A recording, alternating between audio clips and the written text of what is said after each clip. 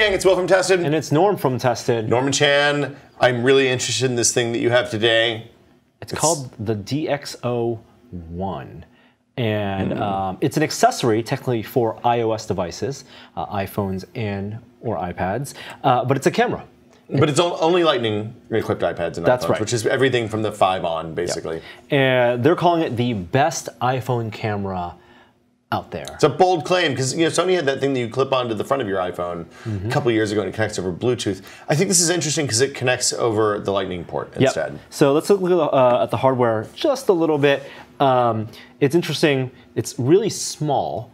But your iPhone camera is already pretty good. If you have like even a great Android camera like the one on the LG G4, a relatively wide aperture, but the sensor is the biggest thing. So let's look at your phone, for example. I can take your phone, and on the back of your phone, this is the lens on your iPhone, and there's a small sensor underneath it that's really tiny. That's the equivalent of a sensor of an old cheap Canon point and shoot.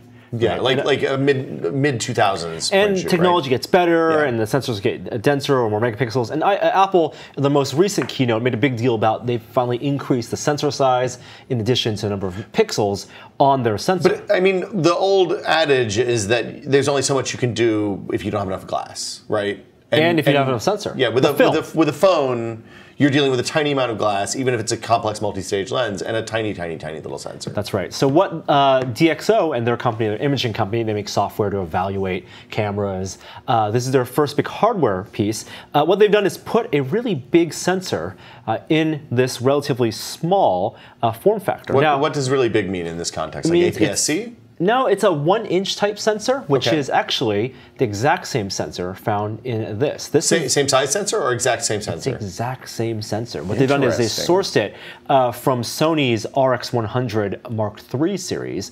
This, as we reviewed earlier this year, was my favorite compact camera. It's a very expensive camera. This is $800, but it has a really great sensor in there, a really nice lens. And it zooms out and zooms in. I mean, that's a big deal. You get an optical zoom and a really nice piece of glass. And it's something that can fit in my jacket pocket. Yeah. Right. This can fit in my jacket pocket, where my DSLR or even a really nice mirrorless camera can't necessarily fit with a big lens. Even with my pancake lens, I don't carry a mirrorless camera in my jacket pocket. It's always on a strap. Right. And so this is something you could take on a camping trip. But most people have phones, and most people, maybe they're happy with the phone, or the image quality of the phones, the pictures their phones take, or they buy a lens accessory they can slap in the back to get like a wider angle. But you're always going to be limited by that sensor size on that phone camera. And I mean, there's other problems with phones too. Like with a dedicated device, you flip the switch, it powers on, and you're ready to shoot in just a couple of seconds. Even with the shortcuts on the phone, it still takes a moment or two, and sometimes the software has to initialize the sensor, and it's not always the fastest experience. And then you also have stuff like shutter lag, right? Yeah, that's right. This same sensor as that RX100 III, and I'll show you, I'm going to pop open it. The way you turn it on is actually the lid here. Pop down, and that's the lens. And you can see it's actually trying to refocus already. And like we said, it doesn't connect over Wi-Fi or wireless like the other Sony lens type cameras do. This one actually pops and connects over Lightning. So if I hit that down, a Lightning cable pops, a Lightning connector pops up. Now, this looks flimsy. That looks like if you're going to plug a phone or an iPad on that, it looks like you can snap it off. But it's actually fairly rigid. Apple said when they designed the Lightning connector that they intended it to be able to support the weight of the device that it was plugged into. Yeah. I think that's just for the phones. I don't think that applies to the tablets. But that thing weighs way less than a phone does, I presume. Oh yeah, this is 108 grams, really light. And if you look at the size advantage, we're talking about the same sensor from this guy to essentially this guy. Yeah, but Norm, and that's the comparison. So you have the same size sensor, but the optics are much smaller. The optics are limited, and it's asymmetric. The optics are actually packed in, so that it's a fixed prime lens. There are 6 elements in there, and they're actually notched or concave, convex, but it doesn't extend out. So whereas in a traditional lens system, the way when you turn this on, it pops out from the focal distance. Yeah. They've designed it so it actually stays on here. So when it's on, the lens is just fixed. But let me show you how this works. And here, additionally, there's a micro SD card, so we'll save raw images here. Power charges through micro USB right there. You can close that up, and actually, I can actually still take pictures by turning it on. Let's see, turn this on, off, on. Without plugging it in. Even when it's not connected? Yeah. So there's a display here that shows my battery, what setting it's in, what mode I'm shooting in, RAW right now. I have about 1,000 pictures left on this memory card. And it's actually a touch screen because I can change from video to photo. But that's all I can do. I can't tap it to change settings. There's no viewfinder. No viewfinder. But I can like aim at picture here and take that picture right there. What's the button on the bottom for? It's not, actually, it's not a button. It's just a nub? It's a nub to attach a lanyard. Oh, okay. But there's no viewfinder. And the viewfinder, what it's actually doing is compressing the 720p video and plugging it in, and so you have a real-time representation. Oh, so the app launches when you plug it in, assuming you have it installed. That's nice. Yeah. So this is the app, and I'm using it on an iPad, so it's better for you guys to see it, but ideally this is used with an iPhone. Okay. Very important to note, you cannot plug this in onto an iPhone with a case. Yeah, I'm sure some cases work. Some cases where the bottoms are flush will work, but like your case and most cases I've tried won't work. I'm using a Tech 21, which is one of the more rugged cases they sell at the Apple Store. It actually doesn't clear. There's you can't get it plugged in enough. And it doesn't rotate all the way around either. No, they've designed a mechanism where you can get about 60 degrees up and down, which is nice. So you can hold your phone, like this and high from above, but they didn't design this mechanism so you can twist all the way around. They thought that would just make it too loose, and they couldn't get that wheel there. But when you're holding this with the iPhone, I mean, with the iPad, obviously you support the iPad and let the camera dangle. When you're holding it with the iPhone, the camera's a little closer to the size of the phone. Yep. Did you hold it by the phone and let you hold it by this thing? Yeah, and then let the phone dangle. That's basically. Right. You both. I think you hold one hand on here and one hand on your phone. Okay. And that way you can rotate, and there's a physical shutter button. Oh, that's nice. One button to focus, and there goes focus, and one button to take a picture, and there goes taking a picture. So there are detents along the way that you can do. Yeah. Okay. And like we showed earlier, I was able to take a picture without looking at a viewfinder, and here's the picture. Wow, that's magical. And well, it didn't focus. It didn't focus. So some of the pluses: great image quality, and but because the Sony RX100 III sensor actually doesn't have any phase detect autofocus points, it has to use contrast detect or facial recognition. And so it theoretically should have recognized and focused around your face and then focused there. But in my test, the autofocus is actually slow and not very accurate. Gotcha. But image quality is the big thing. So compared to the iPhone, let's show some images, low light. With a bigger sensor, you have more space to fill. This is a photo of you taken in almost darkness. There are no lights really. This is studio lights. Studio lights off, overhead lights off. We're getting light from the outside a little bit and light from my computer, and that's pretty much it. And this is with the DX One? This is the DXO One, and you can see on the right side some of the discoloration with the noise. The light's actually mostly spilling over from the left side. With a raw image, you can actually take down a lot of the highlights with like the Apple logo. But let's compare it next to the iPhone, the very same shot, and this is what the iPhone will take. Wow, that is a sad picture. And while you still get some of the detail, the colors, you just lose all the colors with a low light in the iPhone. It also looks like they're doing some sort of noise denoising or something that kind of fuzzes out the It's great that the iOS software does that, but when you're in a real edge case like this, it's kind of the kind of thing I'd like to do myself. Right. So low lights, obviously, with a better sensor, better picture. That illustrates the difference in the focal length of the lens, though. Yes. Yeah. Also, if you go back and forth, this lens is actually a 32 millimeter versus the iPhone's 28 millimeter. iPhone's a little wider, better for group shots, and 32 millimeter still okay for this kind of and different aspect ratio, obviously. These are all equivalencies, right? Yes, equivalent to full frame. 32 millimeter, still a little tighter in, still good enough for your landscape, still good enough for a group shot. But I would have hoped for a 35 millimeter. Yeah. But with that 32 millimeter, faces actually look less warped. So if you look at the second comparison image, I'm going to bring up Joey, and this is a photo with a DXO One. Obviously, natural daylight looks great. With a bigger sensor, you notice two things. One, the bokeh in the back. You get better depth of field effects with him. And if you look at the next image, Joey looks so picture wistful. Taken with the iPhone. These are just the same JPEGs. The iPhone actually saturates the colors, the facial colors, and makes portraits not look very appealing. So which of these look closer to real? I mean, I've been in this room before, and my hunch is that this one is the closer to the reality. Yes. This one is closer to reality. Cooler image. The metering is better with the DXO One. You see the better depth of field effects. But more importantly, for portraits, Joey's face, if you switch back, looks a little warped, a little curvier, like with this. It's actually more bulbous, ever slightly so. But it's just way more flattering when you have a 35 millimeter closer to 50 millimeter. Even at 32, there's a little bit of a difference, you can tell. Yeah. And then with landscapes, that's the other type of photography. That will be the next set of images.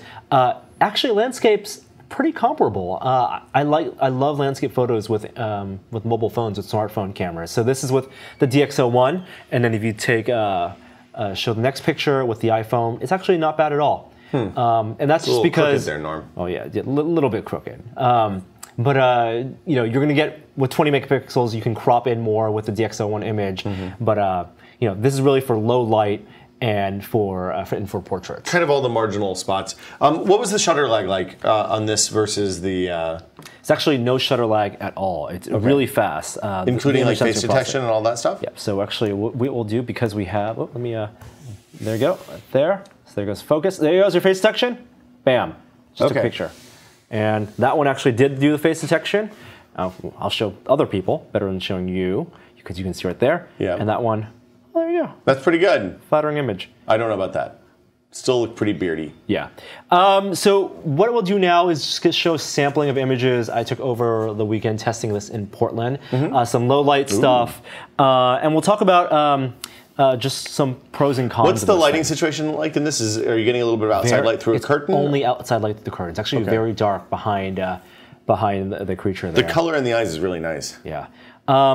We'll go through a couple more pictures, outdoor stuff. I think 32 millimeters, so much better than that 28. Just color reproduction. Everything looks great. Nothing looks blown out. Some of these shots, this shot, I took handheld with no viewfinder. And I like that kind of, you can do it with the GoPro, but I like walking around with this camera and just shooting from the hip and just pressing the physical shutter button. It's a little whimsical. Focusing. Yeah, it's like this is a really nice, high-quality spy camera or something. Can you do that with the Sony clip-on camera as well, or do you need to have it connected to the device in order for the photo to process? There's no physical. I don't know if did you actually? You didn't actually test that, did you? They never sent one. Okay. Yeah. Here's an interesting thing. One of the limitations is macro photography. With the design of the lens, one thing that I always take into account is what is the minimum focus distance?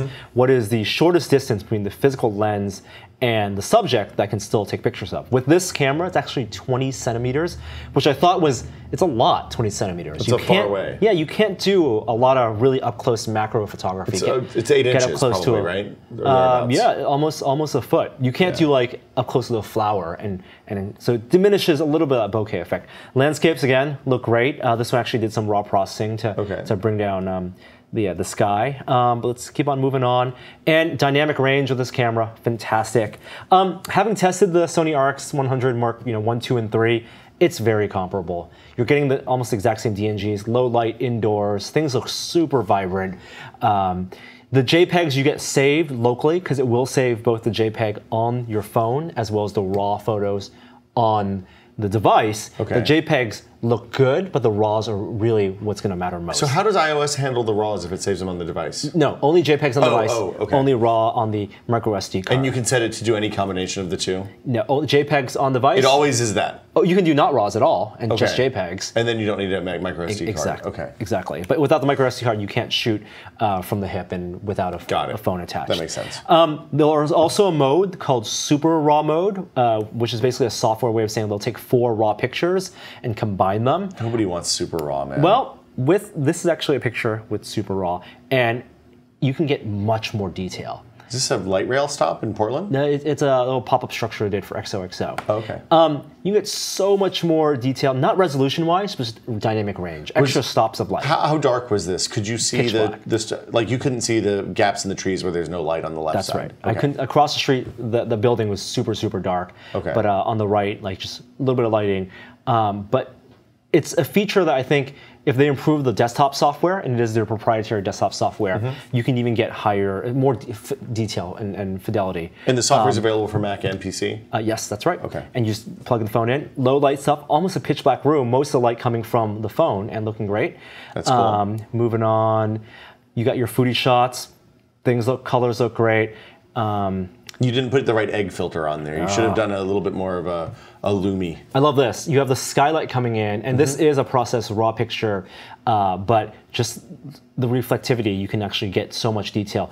Taking the same, and I didn't have an iPhone at the same moment take this picture, but you would either get real blown out on the left side or real dark on the right side. It shows a dynamic range when you have a raw picture. And then we have a couple more pictures left. That's like the best macro shot I could get at 20 centimeters to show you, give you a sense of what the bokeh looks like. It's not really much of a macro shot. It's almost more of a portrait. It is, yeah.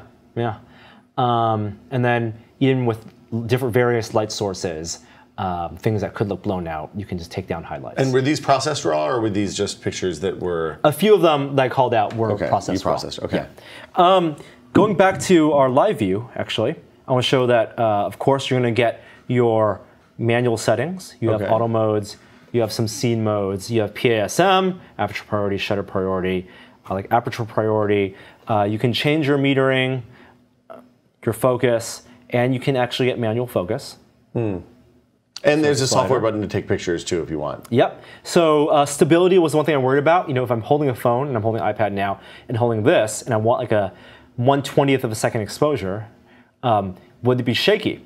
Well, the way to solve that is actually the software button is the easiest way to take a picture. That's what I found. And tap a focus, and you can just take a picture, and you won't have to worry about any of that. It does take video. Video is actually really limited. 2 modes, 1080 at 30 FPS or 720. Really crops Did you see that crop in? Yeah. Do you know why it cropped in? For image stabilization? Image stabilization, digital image stabilization. And we'll I mean, video. your hand's moving pretty well, and I mean that looks good. Will it track? So it looks like it locks focus based on the spot on the screen, not on the actual objects. You can move. Yeah, but that's hard. Okay. There you go. And I thought the image stabilization was okay. There's an opportunity here for them to take a lot of data from the IMU inside your phone and do more stabilization post, but because it's actually loading from that card. It's not stable enough that you can, I think, walking around, but even moving that's not too bad. It's not bad at all. No. Is there an option? So on a high-end camera like this, I'd expect that there'd be an option to turn off image stabilization if you wanted to use like warp stabilizer in Premiere. No. No. Or if you wanted to uncrop, there's no option. And that's really one of the things I think they're promising, like upgrades in software.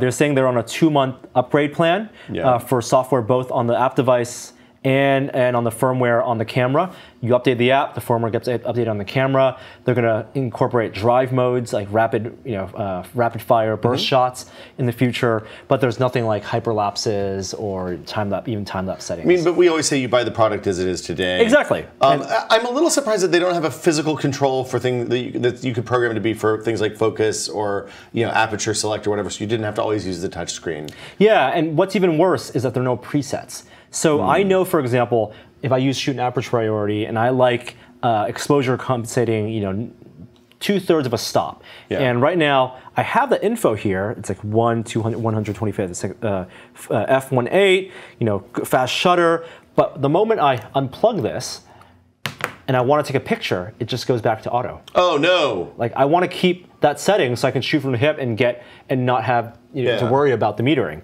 or the shutter speed. And have it. I assume it's auto adjusting ISO and shutter. Exactly. Okay. There are some limited things you can't set. Your ISO bracketing, your minimum shutter speed. You can or you cannot. Yeah. Some of the settings are definitely a little bit limited. So compared to your typical iPhone camera app and even a third-party app, it's robust.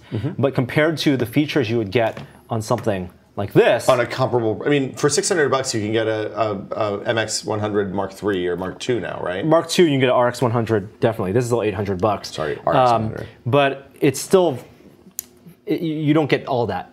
And you have to wait for those software updates. I wish that, for example, there was a tiny speaker in here, so if I'm taking a picture, I get actually a shutter sound to know I've actually taken the picture. I wish that they did more with this, frankly, did more with this OLED screen in the back. So I can do more than just swipe left and right. I can actually tap it and load presets or something. That would be neat. Its advantages right now is that it's small, relatively. And I mean, fitting in your pocket goes a long way, because even this is much less bulky than your pocket cam. And it's connected. So the photos I take on here can go directly to your Twitter, Instagram, whatever.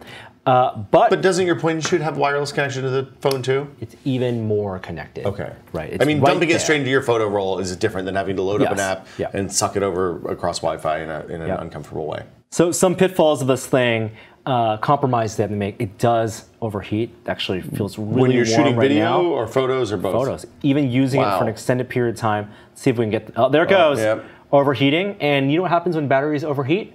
They last less long? That's right. Battery life on this thing is frankly terrible. How long? Does it charge off of the lightning port? It does not. So unlike that new Apple Pencil thing where it'll pull power, actually only pulls power from the micro SD slot. I don't know if that's something they can change in the future. Wait, how does it pull power from the micro SD slot? You just plug in a micro SD. Micro USB. Oh, sorry, micro USB.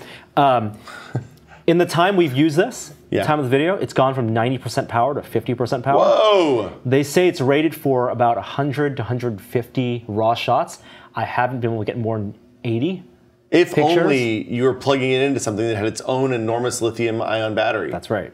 If only. If only. It had a direct electrical connection to that kind of device. They are really selling this as a device to complement your phone. You're going to be taking pictures of your phone primarily, the phone camera, your spontaneous shots. The time it takes to pull up the phone, plug this in, have the app launch, the Kodak moment will be gone. What this is if you see a beautiful landscape, if you're out at night and you need a low light photo, if you're getting a portrait and you can have a still subject, wait a couple seconds, you're going to get a much better picture with this. But then again, you could also just carry. Basically, this is for if you're in a situation where you know there's going to be a photo opportunity. You take this out, plug it in, and go, and then hope the battery lasts. It doesn't overheat, and you don't need to zoom. Yep. That's unfortunate. Yeah. It seems like if they had a zoom and had a little bit more physical control, it could be a really compelling product, especially since you're comparing it to a camera that does cost $200 more. Yeah. $600 I think is really too expensive, even for what they're promising in the ideal scenario. I think as it is right now, $300 I think would be a fair price. It is it's a niche enthusiast product. If they fix things, put a better battery in here, or the ability to charge off your connected tablet, if they put things like a yellow speaker or more usability without it having plugged into any device where I can just take photos and get responses and switch with presets, then that would be way more compelling. I'd be willing to pay more for that. Let me ask you one last question, Norm. Does using this make it okay to take photos with your tablet? Yes. Okay. Yes. So there we go. That's it. It's the DXO One. Can you get it now? I think it comes out in early October. So soon. Soon. Yeah. It's $600. It's okay. Yeah. Interesting idea, and I'm glad they're experimenting with it. Yeah. Of course, we'll have more videos on tested.com. Subscribe to our YouTube channel. Until then. Bye. See you guys later.